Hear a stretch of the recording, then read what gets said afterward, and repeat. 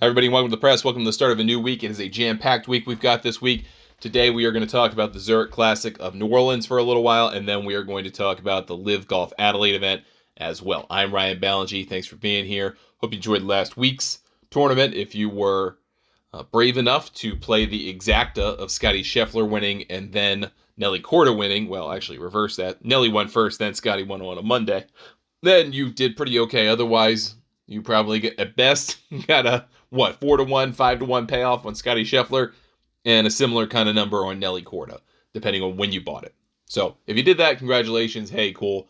You probably saw that coming. You may not have entirely seen it coming, though. I mean, you kind of figured there had to be some kind of mitigating circumstances for Scheffler, right? That he had just won the Masters, was really tired, had a lot of obligations, probably not a lot of time to prepare, and that he may not have been as ready to play as he turned out to be. But he's also on autopilot right now and playing some of the best golf you've ever seen. So how much worse can it be? He also won the Masters without his best stuff. So maybe that wasn't that surprising. On Nelly Korda's side of things, to me, that kind of felt like that was the obvious outcome. It's a longer golf course. She is a better driver of the golf ball. She is a longer player. She's extremely confident. No one on the LPGA is even sniffing her. There's no one that's been consistently kind of hanging around her. So that was for hers for the takings. Hopefully you took advantage of that over the course of the weekend. And if not, maybe you thought the odds were too short. Hey, that's okay too. Save some ammo. We are going to talk about the Zurich Classic in New Orleans today, but I'm going to caution you about that this week. I don't like betting on this tournament. I don't like betting on it for a number of reasons. One, you have multiple formats to contend with. You've got alternate shot and best ball to deal with. Those are two very different things. And you have to then rely on two players. It's hard enough to rely on one player. So I would strongly encourage you, if you're going to bet on this, bet light and take some long shots, have some fun with it. Like if something comes home, cool, you did great. If it doesn't come home, that is also okay. Please don't get yourself wrapped up in trying to bet this week. You've got other opportunities to bet this week between LIV, between the DP World Tour. You've got the LPGA Tour in Los Angeles at a somewhat predictable venue. You've got the Champions Tour if you feel so compelled. And we'll talk about the Champions Tour on Wednesday. We're going to talk about the LPGA tomorrow. There will be no model this week. I'm not modeling a 160-person 80-team tournament. That's just not going to happen. So I'm just not going to do that. But I'm happy to show you on our cheat sheet for our members at golfnewsnet.com how those players, those 160 players, have done in the last 5 tournaments played. Even with the team component, I don't think it's fair to because some players switch teams, some players get different partners, some players have played in all of them with the same crummy partner. No. And some of them are in this tournament for different reasons, right? So you've got the Højgaards and the Fitzpatricks. Both sets of brothers are playing this week. Nikolai has great status as a top 50 player in the world. He's only getting better. Rasmus doesn't have quite that status yet. He's a multi-time winner on the DP World Tour, but he's not quite there yet. But if they were to win this week, Rasmus gets status all of a sudden. Same thing for Matt and Alex Fitzpatrick. Alex had a great summer last year, got himself onto the DP World Tour, and if they win this week, Matt and Alex, then Alex gets full PGA Tour status. That's absolutely something worth playing for. But the motivations are different versus Patrick Cantlay and Xander Schauffele have won this event. They have nothing to lose. They're just doing it because they like hanging out with one another. And that's kind of it, that's it. So it's a chance for them to hang out. You've got Collin Morikawa, who plays this event because he seems to like it, but I don't know. I'm not. He had Max Homa last year, and that was cool. Now he's with Kurt Kitayama. So in trying to analyze who did what in a one-game scenario of them playing together, then do you assign him a value and Kurt Kitayama a mystery value? It's really hard to do. It's really hard to assess this tournament. So you can try it by feel. You probably will fail. I will probably fail. But let's talk about it a little bit, and we'll talk about it for just a few minutes here. Then we won't talk about it anymore. You can place your bets on whatever you want, and you can move on with life. So just keep that in mind when we're thinking about this tournament this week. So that all said, let's look at the DraftKings odds for this week, it's probably going to be a light betting week, and you're not going to see a lot of action. So if you decide, and you're probably not going to see a lot of lines either. It's not like you're going to see like top 10, top 20, top 5 lines. I mean, they might come out with those, but right now the market is just teams outright, which means you don't really get you don't even get much props here. I don't even know if you're going to get matchups. There's not a lot to work with here, which is why we're not spending a whole lot of time with this. But top of the table, 9-2, Cantlay Schauffele. At 7-1 is Rory McIlroy and Shane Lowry. I think it's an interesting team, worthwhile to potentially bet if you're going to bet somebody. I would go down to Will Zalatoris and Sahith Theegala at 10-1. I do kind of like Colin Morikawa and Kurt Kitayama at 16-1. Both of those guys are kind of the archetype of player that has won here when this was an individual event. Really good ball strikers that maybe aren't necessarily the best putters, and you don't have to be all that long of a player. Think like Brian Stewart, Jason Duffner, Bubba Watson to a degree, even though he was long. Those guys really like this place. Steve Stricker really liked this place, but he was an incredible putter, and he's playing this week. So 16-1 I think is worth it. If you believe in the notion of proper motivation to play this week, the Højgaards are right in there. They're your first team, 22-1. Tom Hoge and Maverick McNeely. Mav's shown some close calls in the last couple months, had a great run at the Players. Tom Hoge had a really rough finish to his RBC Heritage. I think he made a 9 at the final hole, made a mess of the 18th hole. So maybe he's got something to play for. But he has been playing well overall. So 25-1 is worth a look. Fitzpatrick's are 25-1. Two teams, Canada this week. The first is Taylor Pendrith and Corey Connors at 28-1. I am intrigued by that because Pendrith just hits the hell out of the ball. Had a good finish last week in Punta Cana in the Dominican Republic. And Corey Connors is just a great ball striker. Neither of them, though, are very good putters. And you need someone to make some putts in alternate shot. I am not convinced either of them can do that. So that's why I think 28-1 is a little high, but if you were so compelled by Team Canada, that would be it. You're 40-1. You have a bunch of 40-1s. Taylor Montgomery and Ben Griffin. If you're thinking about anything there, that's the opposite of Pendrith Connors. You've got a great putter in Taylor Montgomery who doesn't do a whole lot else. Ben Griffin's got a good short game and a pretty good ball striker, so you're kind of the opposite realm of that. Sepp Straka and Bryce Garnett, I don't even know how that team got together. I mean, I assume they're friends, obviously. They didn't just get paired up randomly. But I would not trust that at 40-1. The other team, Canada, is Nick Taylor and Adam Hadwin. They are 40-1. Keith Mitchell and Joel Damon at 40-1. Conceptually, I would like, but I don't love because Keith Mitchell just lost his caddy to Akshay Bhatia. Joel Damon's kind of in this state of flux. I would rather go down the board if you're going to go trust somebody.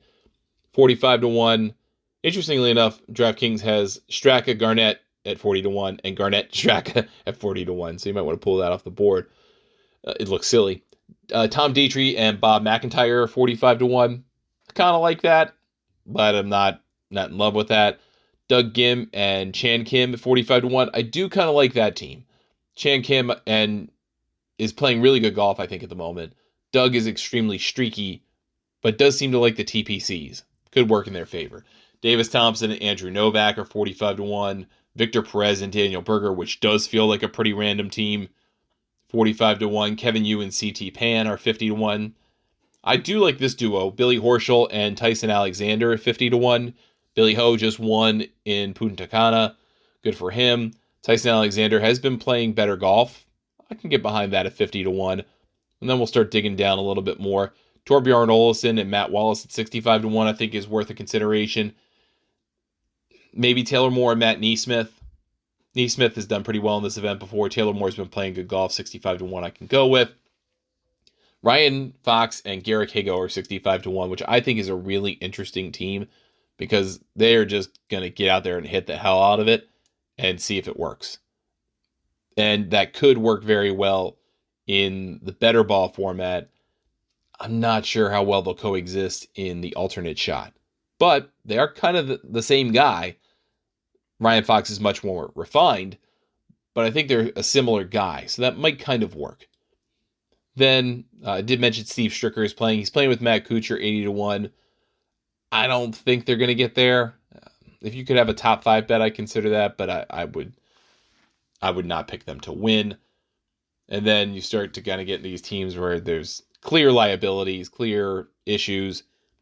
The era of Ryan Palmer getting like the best player available because he asks first are over. He's with Zach Johnson. They're 100-1. Absolutely not. Alex Smalley and Matty Schmid are kind of interesting because I like Matty Schmid. 100-1 could be worth it. Here's one that if you really want to take a random chance, I think it's worth a look at least. Tristan Lawrence and Aldrich Potgieter. They're South African guys. Aldrich has already won on the Korn Ferry Tour this year. He's in great shape to get to the PGA Tour. Tristan Lawrence doesn't really have much going for him, but maybe having a partner here could be a great opportunity for him.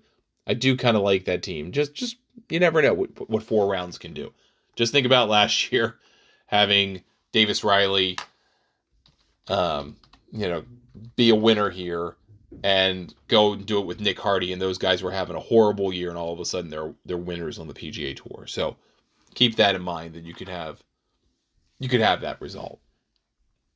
I'm trying to think of some a little bit deeper teams that might be worth a look. Maybe Zach Blair and Patrick Fishburne. Fishburne's playing really well on the Korn Ferry Tour. Maybe Jimmy Stanger and Adrian Dumonte-Chessart. Dumonte-Chessart is playing better against weaker competition, and Jimmy Stanger is making really good use of his opportunities to play the PGA Tour. I could sort of get behind that a little bit.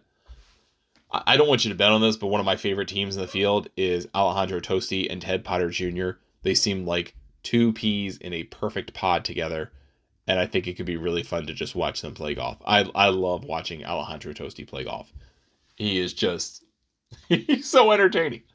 It's not from a betting perspective, just I like watching him play golf. So again, the odds are really stacked against like a 200, 300-1 team winning. It's just it's different when you have to rely on another golfer an alternate shot. It kind of takes some of the unlikeliness out of it. But if you're going to do it, you might as well have some fun with it. And I mean, take like 1/10th unit bets, if that, maybe 1/20th unit bets, if it makes you feel comfortable. And just have a sweat. And at worst, you lose $10 or $50, depending on the size of your unit, whatever that is. And you go from there. But please do not bet a lot of money on this. This is just not worth your time. I would rather you go look at PGA Championship odds, which we can do for a couple of seconds, and put some money there, put some money to work there, because we're a month away from that tournament. I would much rather you do that. If you're looking at PGA Championship odds, Scottie Scheffler is 7-2 right now to win, which implies a 22.22% chance of winning with a theoretical hold of something like 6 to 7%. That feels a lot more likely. Now, would you bet him to win if this is the tournament he comes back to? We don't know if he's coming back here or if he's coming back Wells Fargo the week prior. Would Wells Fargo be a warm-up tournament to get ready for this one at Valhalla?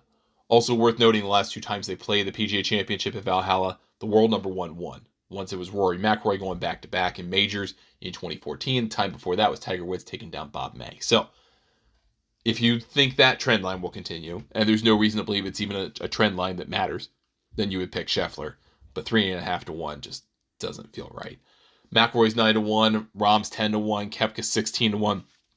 I can get behind Koepka because it feels like the PGA setup just jibes with his game very well, but I would go straight to Ludwig Aubert at 18-1, and that would be my first play. It's a longer golf course. I like Wyndham Clark.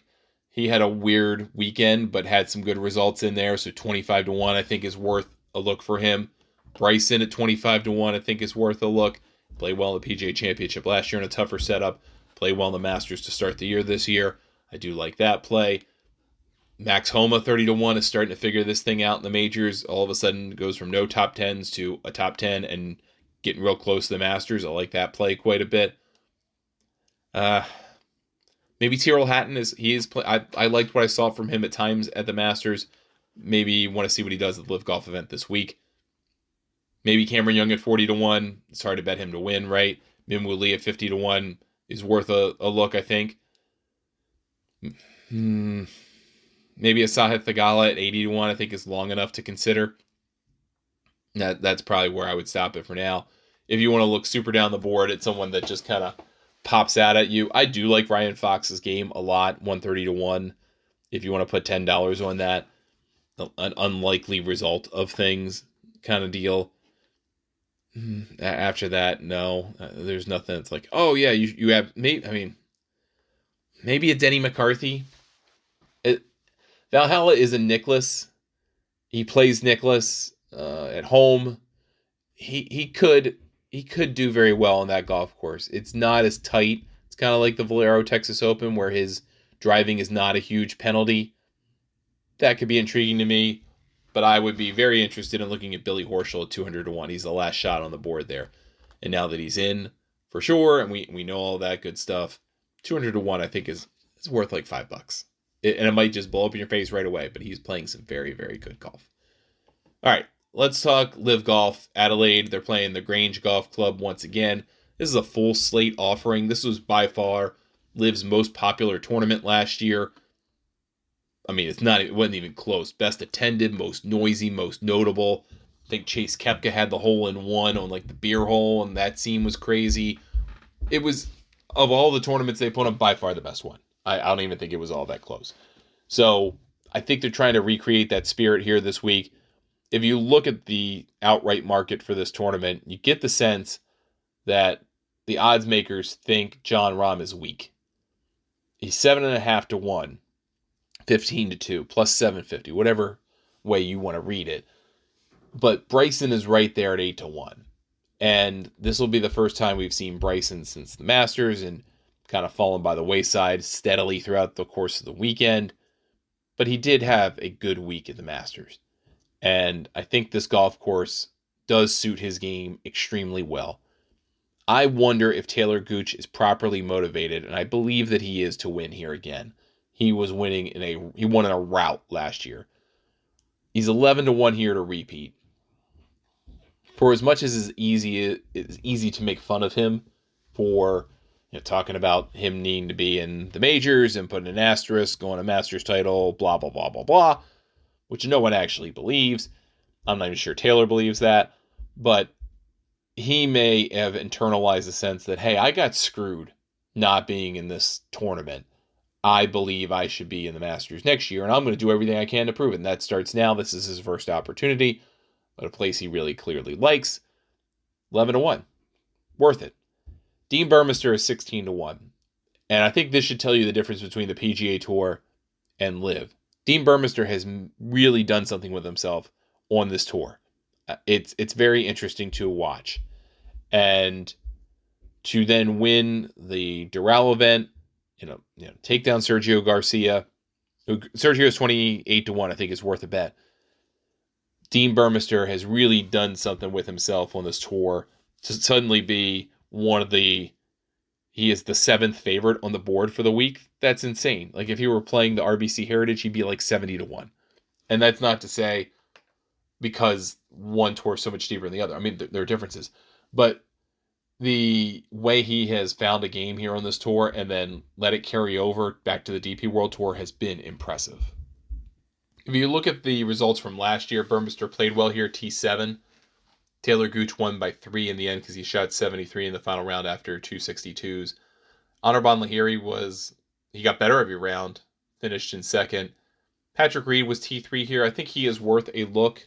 Peter Uihlein, I believe, is also worth a look. So Reed is 25 to 1. Peter Uihlein is 45 to 1. Just played pretty well on the Asian tour in the Saudi Open. John Catlin is kicking ass on that tour, and he won in a runaway. But Peter Uihlein did play well in that event. 45 to 1, I think, is worth a look. David Puig is 50 to 1. He's been playing pretty well also on these Asian tour events. I think it's worth a consideration. Lahiri's 65 to 1. I know he just kind of pops up out of nowhere, but I do like his game, and I think it will probably match this venue pretty well. I talked about Bryson. Bryson was not playing well last year. He opened 73, then 65, 69, finished T26. It's kind of hard to draw from playing one venue one time, but that is worth noting, I suppose. Cam Smith, maybe because he is probably pretty motivated to play this week. He has not played particularly well this year, so maybe there's something to that. Uh, I think that probably is it. Mm, that'd probably be the most comfortable I would be betting those kind of guys. I mean, I think at some point John Rahm's got to win in this league. He just plays too well not to, so maybe he just comes out here and destroys everybody. And then Dustin Johnson was embarrassingly bad at the Masters. I mean, seemed underprepared, just didn't have it after he said he was recommitting himself to his game this year. So maybe that embarrassment will properly motivate him to play this week. And a 22-1, I think, is worth at least a look for the week. All right, that's going to do it for us today on the show. Thanks so much for spending some time with me. Tomorrow, like I said, we'll go over the LPGA event, which is the JM Eagle LA Championship at Wilshire Country Club. One of my favorite courses any tour plays all year. It's one of the the big 5 clubs in Los Angeles. It's one of the ones I most would like to play someday. So we'll talk about that a little bit, and we'll see if we get all the market for the other events of the week, whether we get a market for the Veritex Bank Championship on the Korn Ferry Tour, whether we get something for the Mitsubishi Electric Classic in Georgia on the Champions. One way or another, if we don't get those, then we'll do DP World Tour, which they're in Japan this week, the ISPS Handa Dash Championship, which is a very strange name for a tournament, but there you go. So there's that. We will get through all the events this week as best we can. Like I said, without a model, we'll just have proper amount of time to talk about each, and no more than that. We're not going to just drag it out. If you're interested in joining Golf News Net, join for $40 a year at golfnewsnet.com. Go to the join button, click on that, go through the process. Easy to sign up. You can sign up for $10 for the first week, and it's $30 after that for the remainder of the payment after the 7 days. I actually had somebody sign up for literally the week of the Masters and then cancel, which I was kind of surprised someone actually did that. But hey, here we are. I would not advise you to do that, but up to you. We'll be back tomorrow with another show. Thanks for listening. You can get a hold of me, Ryan at thegolfnewsnet.com, Twitter, Threads, X, Instagram, Blue Sky, at Ryan Ballingy, Facebook, YouTube, at Ryan Ballingy Golf, and Golf News Net's on every one of those services, and the handle Golf News Net. We will talk to you tomorrow on the press.